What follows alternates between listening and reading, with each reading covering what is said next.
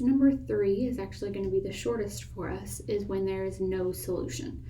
So like before, I set up my table, I see that I use law of sines because I have big A and little a, and then set up my ratio.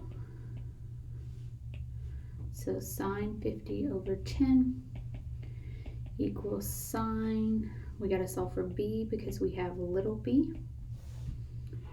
cross multiply,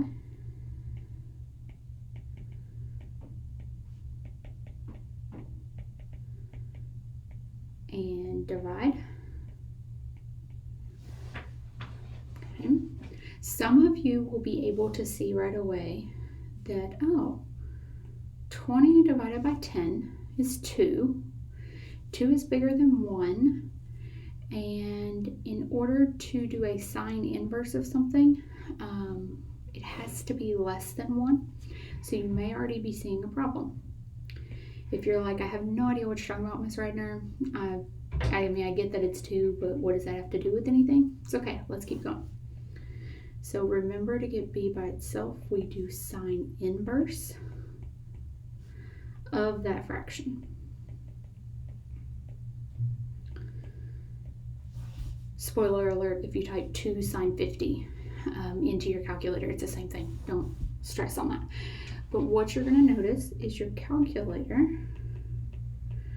will say something along the lines of error in the domain. And again, that has to deal with the fact that what's inside that parentheses is greater than 1, and so it doesn't exist. Sine of an angle is not bigger than 1. So the error tells us that no triangle exists, and that's it. We get an error, it doesn't work, we're done. If you're like, oh, how do you know? You are welcome to take a protractor and a ruler, measure yourself out like 10 centimeters and 20 centimeters, since that's on the ruler. Make a 50-degree angle as A, and you'll notice that those triangles can never connect.